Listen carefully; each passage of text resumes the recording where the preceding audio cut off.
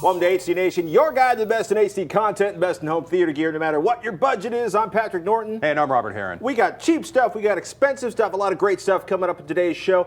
Has Mr. Heron found the best HD TV of 2013? We will find out in a minute.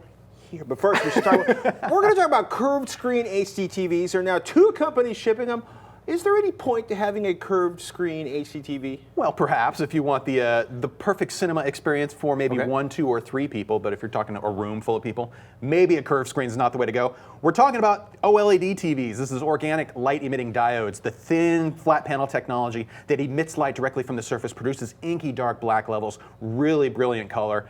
LG is already shipping its curved OLEDs to customers. Samsung is stepping up and announcing its 55-inch curved OLED TV will be available for order on Samsung.com by the time you see this. Now, the new Samsung KN55S9 will be priced at about $9 grand. That's a third less than the similarly sized LG 55 EA A9800. That's already shipping right now. It's really funny. So the OLED does not need to be curved. It doesn't, no. But when you're paying like $30,000 or even $10,000 for an HDTV, apparently having it curved makes it more noticeable than if you just have superior picture technology. It is interesting that they went with this first, and I have no solid reason as to why they went with a curved screen first, other than it looks impressive. It is a beautiful looking display. Consumer Reports apparently got an early sample for review, and they are quite pleased with what they looked at. Although not quite enough, though, to declare it the best HD TV ever. They were actually looking at Samsung's new TV. And I gotta say, though, for OLEDs, it's good just to see some coming out now into the marketplace, period. And now, hopefully, before year's end, we'll see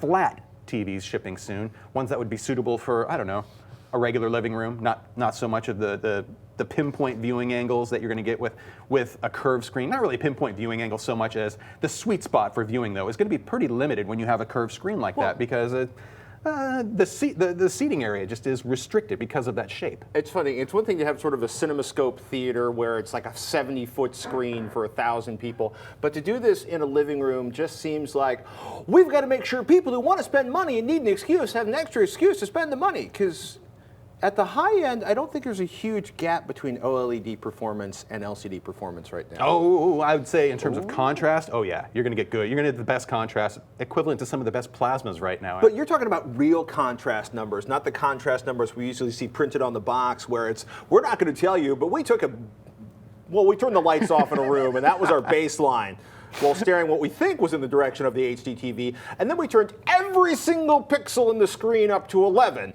and that's our contrast number, which we weighted on a special scale to make it look even larger, which is how... You're exactly right, though. Compared to how an LCD makes a picture, it's basically shining a flashlight through a layer of material, and if you don't sit just straight on, you get off axis even a little bit, you start to see glowing in where it should be black, it turns a little gray, and overall, you're just not going to be able to achieve that level of pitch black inky darkness that you're capable of with something like an OLED, which when it turns the pixel off, it is off, and there is no light being emitted. So that can give you a very high contrast ratio. It makes color more punchy, it makes detail look a little better too, and overall it's just going to provide one of the best viewing experiences ever once the prices hit the points that people will be able to afford this en masse. Also, keep in mind that for the TVs we just talked about, they're both at 55 inches too. That's a pretty... There's only one size available currently. So if you're looking for a large screen for the living room, no, those haven't been announced yet. And if you're looking for something that's flat that can take care of wider viewing angles, which is another problem with LCD technology that OLED addresses, we're waiting on that as well. So ideally, you have money, a single seat environment, maybe a love seat, and this curved OLED screen is going to be the bomb for you. Oh, heck yeah. If you've got the 2-seater couch, like I actually have one of those at home just to make it nice, that is the sweet spot. That would be a perfect display for that kind of viewing environment. However... But 12 people scattered around the room. Maybe not so much, although the off-axis viewing should still look pretty good, and it's going to be almost like a work of art having that curved screen to talk about. But again, it's 10 to 15 grand depending on who you go with, and you really don't want to push that too hard. Now, if you were looking for an example of an HDTV that was perfect for the football game, the baseball game, movie night, sharing with everyone in some incredible colors, some amazing inky blacks, tell me about this gorgeous creature. Oh yes. Today we're talking about the new F8500 series plasma television from Samsung. This is their flagship plasma for the year, and actually one of their flagship TVs, period, and we'll get into why here. It's available. What we're looking at here is actually the 64-inch screen, which you may have guessed why we look a little shorter today is because we have this giant screen behind us. It's also available in a 51 and a 60-inch panel if you so need one of those sizes. But get the 64-inch if you've got a wall big enough for it. Just do it. 1080p resolution, 3D capable, active technology, active glasses we're talking there. Features 4 HDMI inputs, 3 USB 2.0 inputs. It also has a serial port on the back if you're using one of those nice AV control systems or home automation systems and you would like to control it directly that way. One of my favorite features of the TV happens to be its stand. It's called the Metal Flow stand. It actually looks a little bit like a smile in a sense. One thing about it though, it doesn't swivel. Also, it's the width of the TV. So unlike a lot of the TVs I looked at that have a small footprint for its stand, this is going to take up the width of whatever you're going to set it on if you use the stand that it comes with. But the stand comes off and you can wall mount it, right? Of course. So basically, I mean, this is a heavy HDTV. You're going to need a significant piece of furniture under it. About and I gotta 70 say, pounds, and then with the stand, it's a little bit more. So. It's a little more stable than it looks, but our table's a little less than stable. This is true. Also, the remote control is actually similar to the 6400 model we showed you a couple weeks ago. Smart touch remote with an infrared blaster that's included. Also, the TV on the back has the sticker to remove if you want to upgrade it maybe next year or the following year with one of Samsung's Evolution kits. It's ready to go for that. Now, another nice feature built into this TV is a pop-up Skype-ready camera. This also ties into the whole facial recognition, motion control, and voice recognition that the TV features. Some of those features are great. I actually did appreciate having the camera built in for Skype sessions and also for taking a quick picture. It's I just don't think kinda you've neat. ever actually liked a camera built into an ACTV before. Some of the first ones were pretty low res. This one's at least 720p resolution, I'm thinking. And it looked good and it was pretty functional. Okay. So having that right there, it was nice. And also, if you're paranoid about the camera looking at you all the time, it retracts back into the frame itself. So for that, it's pretty nice there.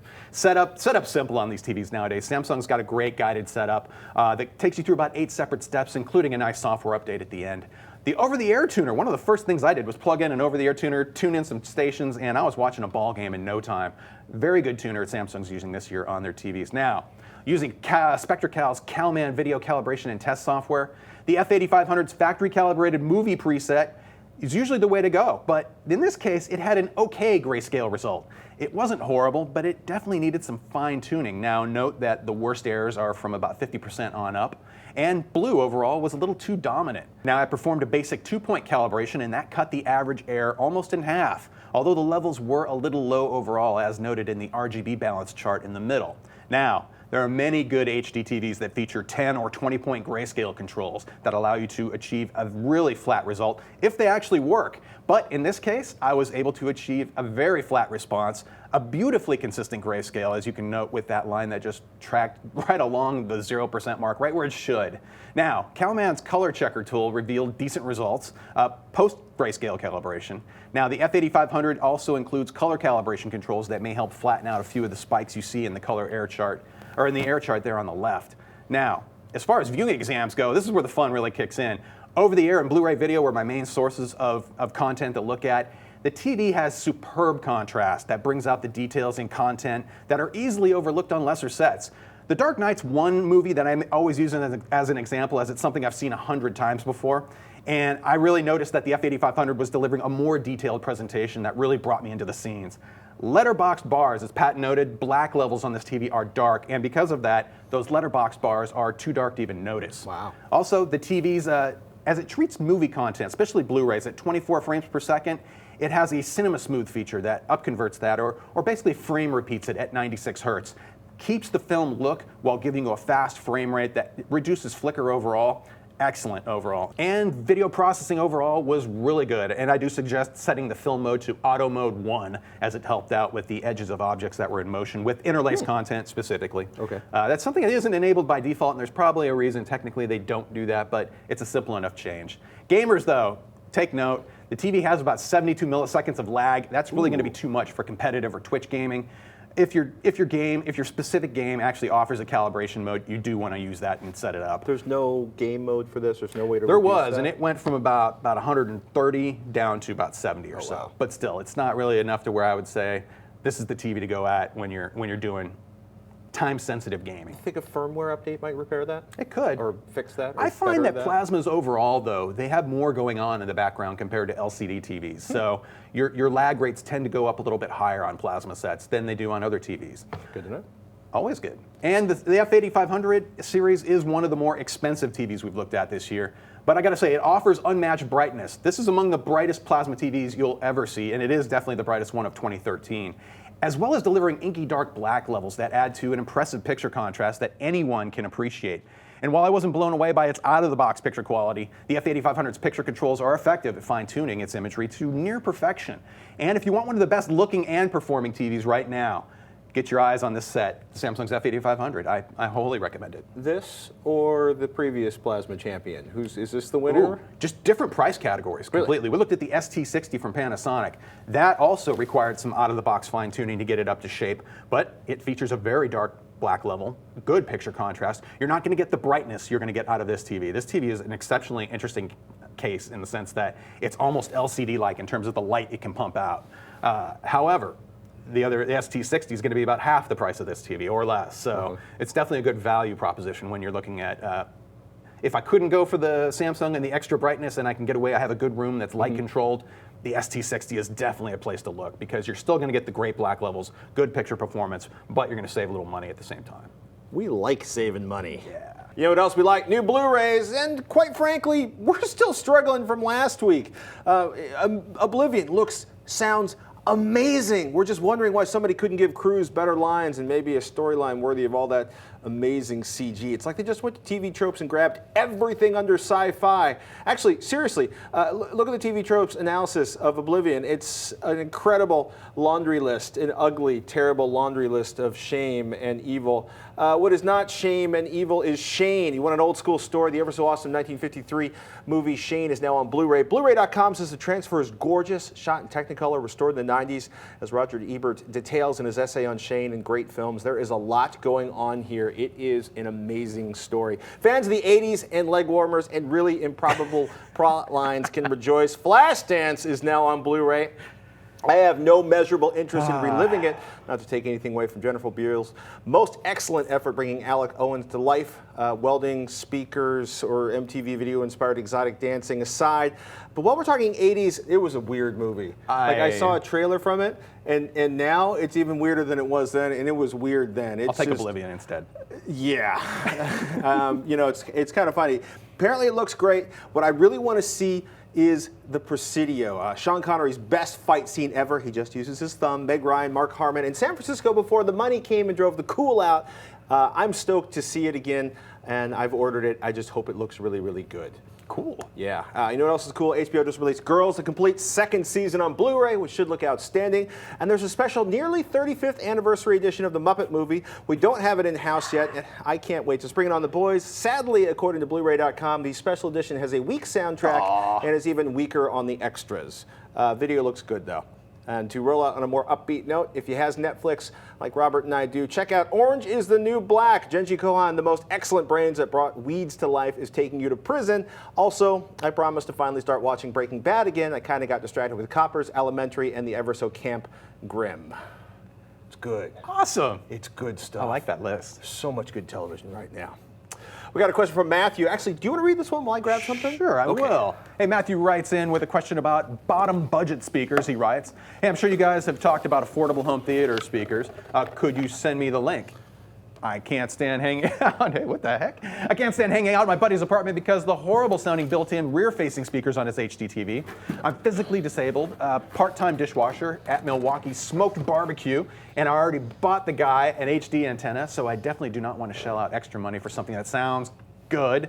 If it doesn't sound painfully bad, it works for me. My ears thank you, Matthew from Milwaukee. I gotta be honest, this applies to Matthew, this applies to parents on a budget, this applies to people stuffed into dorm rooms. Start out by getting decent stereo sound, or like a 2.1 system, stereo plus a subwoofer if you can. Look for old computer speakers or an old stereo and speakers. That's how I started getting serious about audio gear years and years ago. Check Craigslist, garage sales, Goodwill. If you get lucky, you might find somebody's old AVR and 5.1 speakers. For example, Mr. Heron is getting rid of his old home theater in a box. Just make sure it's new enough to support Dolby Digital, or you're going to carry around a freaking pound AVR to your house, and you're going to realize it won't decode any of the cool new formats. Nope. I would also check too to see that it has the input on the back that you need for connecting whatever device you're going to connect to it, which in the case of AVRs, you're usually pretty well set. Yeah, well, I mean, you know, as long as you've got a Dolby, or excuse me, not a Dolby Digital, a SPDIF input, and actually this one is so old, it predates SPDIF. No optical? Wow. No coaxial optical, digital? No coaxial. Holy cow. Holy cow! This is some analog seriously action there. This is seriously old, right? But seriously, you know, we laugh. This would be fine to set up a pair of stereo speakers in a subwoofer. But if you want all of the goodness of Dolby Digital, and you're sort of shopping the garage sale, eBay, Craigslist thing, make sure it actually supports HDMI. Make sure it supports HDCP, or you're going to be frustrated.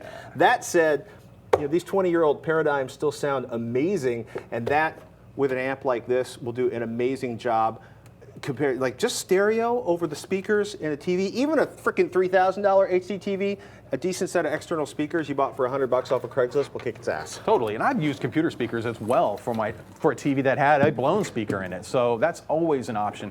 Somebody always has a set of PC speakers or something similar that probably aren't being used, and you can always repurpose them for getting better audio out of gear you already own, which is always important. Oh my goodness, we rarely hear about successful DIY HDTV repair, so we actually got really excited when Zachary wrote in. He says, glad you guys are back on the airwaves, in brackets. Thought I'd share a success I had fixing my Toshiba 40R V525R. The TV started erratically displaying the volume bar, showing volume 0 as if someone were holding down a volume control button on the remote. It would appear and stay stuck for 20 minutes at a time. It turns out a faulty circuit in the TV's side-mounted controls was sending a consistent volume down signal. Opening the TV and disconnecting the cable carrying the signal fixed the issue. I can no longer use the TV's button controls, but I use the remote anyways.